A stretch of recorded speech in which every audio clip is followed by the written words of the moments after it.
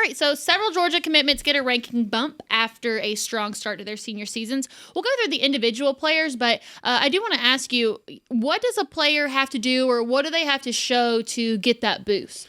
Well, right now it's evaluation, Kaylee. There's 4 or 5 games, including scrimmages so far, including maybe some of their summer camp work or whatever. So there's a chance for guys to put film on tape, and that's their player DNA, and then that gives them the opportunity to be evaluated. I mean, you see 24/7 Sports, you see Rivals, the industry ranking. Both of those guys have popped up with new rankings over the last week, and they have so many algorithms, Kaylee. We're not going to sound like we're math majors here, but when one site gives a guy a boost, it affects the overall aggregate composite rating for both sites. And there's some very deserving Georgia Bulldogs commitments on the list so far. All right, and the first one's going to start with the Georgia quarterback, Jared Curtis, who for both Rivals and the 247 composite moves into the number 1 quarterback spot. How do you think that he finally got this position, and what's unique about his situation? I think it's really intriguing, Kaylee, because it's not supposed to happen this way, Kaylee. And what I mean by this is that when you're traditionally a quarterback and you don't go to the Elite 11, and you don't compete against all the other quarterbacks in the class out in California, and then you don't really do all of the 7-on-7 circuits or the showcase circuits, you usually fall. And a lot of times, Kaylee, you lose your 5th star. But in Jared's case, he played so well, especially that performance we chronicled against Innsworth earlier this year. Charles Power, the guy that does the rankings for Rivals on 3, saw it up close, and he was like anybody with a pair of eyes that week. Was simply taken aback by how well Jared Curtis played. So you have Jared, who had fallen to the number 2 quarterback in the country behind Dia Bell, Texas commitment, who's now shut down for the entire season.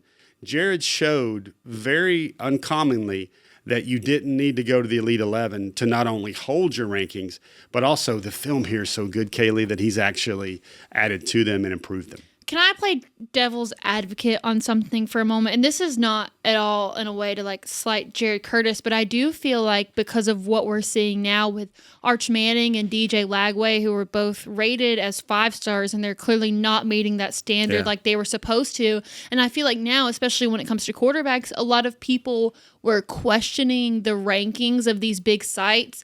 So how do we know that Jared Curtis is the real deal? It's a good question. One of the things I tried to go figure that out so I could answer that question for our readers, Kaylee, is I made the trip to Nashville that weekend, and that was the Marshall weekend, I believe. And what I saw was a young man that overcame every situation. The big thing I checked down on, Kaylee, is he plays the football game. He plays football at a 5-star level. He makes the throws at a 5-star level. It's not just that he has 5-star potential, and he did so against an opponent that should have had him outgunned. He did so when he absolutely had to perform at his best. He did it with his arm. He did it with his legs. And that's one thing maybe you didn't see from a guy like Arch Manning and DJ Lagway all the time. Now, first of all, I think DJ Lagway's hurt. And I think there's a system issue right there at Florida, because Lagway did have some great games against future Georgia players like Justin Williams and Joseph Jonah-Ajonye in Texas, playing some big boy football in Texas.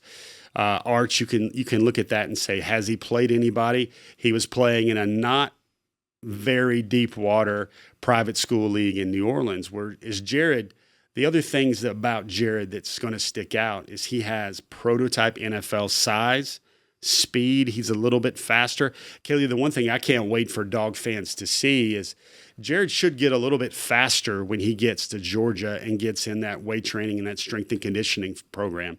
So if he can turn his 4.6 into low 4.7, high 4.6 into a high 4.5 or mid 4.5, he's going to be a real problem. And above all else, Kaylee, he's got that cannon on his shoulder that makes him a little bit different. He's got an NFL plus arm. Well, the next player that we're going to talk about, I'm sure it's going to make Georgia fans happy, especially considering the state of Georgia's offensive line right now. This boost comes from now he's a 5-star. I almost said 4-star offensive tackle, but now he's a 5-star offensive tackle. It's Ekene Ogboko. So, just out of curiosity from my standpoint, when you get a bump like that, when you get that extra star and you move 2 positions up in the position rankings, does that mean you immediately start renegotiating contracts because you have a little bit of leverage? I don't think so, Kaylee. Georgia, you know what they say, they don't care little about where they're ranked and where they're rated. I thought it was a fair question. It is a fair question. Here's a better question for you. And on DawgNation will probably say amen when I say this.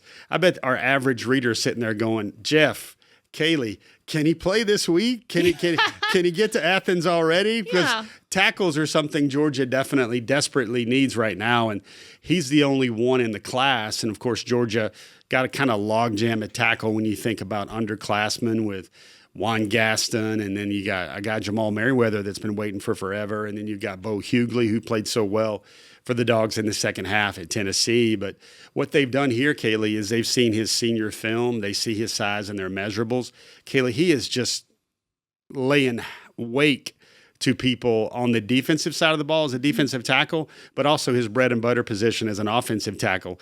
He is serving up a lot of IHOP business right now, or Waffle House business so far in his senior year. We are giving out a lot of free plugs in this show, but you know what? That's all right. I got to give credit to you, though, because we've had this conversation before, kind of anticipating that some of the rankings would shift. And you said that the one person that you were certain was going to move up is the next guy that we're going to talk about, which is Craig Dandridge, who we also spoke about off the tops. We thought he was underrated to begin with, and I think his senior season is finally putting him in the spotlight that he deserves. So for Rivals, he moves from the number 10 to the number 8 wide receiver, and for the 247 composite, he finally moves inside that top 100, going from 219 to 173. Is it safe to say that this was the person who was most deserving in the class of having their ranking changed? Well, of the guys that changed, probably, because Dandridge, I want to tell you, Kaylee, this might be another wait for it moment here. Dandridge is going to flirt with 5-star status, especially on the Rivals ranking. He's gone from 10, he's gone to 8. I think he could get to 6 or 5 at wide receiver.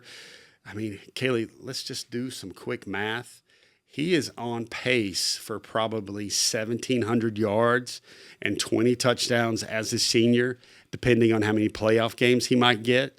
That means a couple more trips to his favorite gas station, art dealer, jerky vendor off the side of the interstate that we will not name a second time, but couldn't happen to a nicer kid. The guy is making plays. And Kaylee, here's the big thing. Everybody they face is like, you got to stop number 4. Let's bracket him. Let's move the coverage around. He's going to be the one guy on our team on that Cambridge Bears team that's not going to beat folks. And he's putting up, like, Kaylee, if you had a high school football fantasy league, you would want Craig Dandridge on your squad. And what you'll see later in Mansell's details, too, is the fact that he's not playing easy teams. Cambridge has a really difficult schedule, so he's being tested week in and week out and continues to put up the numbers. So Craig Dandridge, very deserving here. Last one, another Georgia wide receiver. Yeah. And that's going to be the 4-star wide receiver Brady Marchese, who's at Cartersville, just moves up in the 247 composite from number 166 to number 132. That's over 30 spots moved up. So, what was it about Brady Marchese that you think finally clicked in people's heads? Like, okay, he's the real deal. A few things. Number one, it's always good when somebody else is kicking the tires and trying to poach a guy. I think the Michigan interest kind of adds to his resume a little bit. But Kaylee, he's got a lot of the measurables. He's 6 feet. He's 185 pounds. He is a dedicated and a willing blocker out on the perimeter, and he's super fast. It's one thing, we didn't even mention the one ranking site that actually ESPN, it hasn't moved lately because I don't expect ESPN to change their rankings multiple times during a season. But ESPN actually has him as like a top 70 overall player in the country. Wow. They're very high on him. But like Brady, another guy, you can almost pencil him down, Kaylee, for 140 yards and 1 touchdown or 2 tutties each and every week for a loaded Cartersville offense. So for some of these guys that we talked about, we will see them come up in our Mansell's details, which will happen soon. But want to give you guys a reminder that now that we are in prime time football season, we have so much coverage on our DawgNation YouTube page, whether that's any of the shows that we do here at DawgNation or even just press conferences throughout the week, so you can get an idea of how Kirby Smart or the chosen players had about their performance. So to make sure you get notified anytime that DawgNation posts on our channel, then whenever you go to hit subscribe, there's a little bell right next to it. And if you just ring that bell, it'll notify you anytime that we put anything up. So really encourage you guys to do that. That way you can keep up with everything that we're doing here on Dog Nation.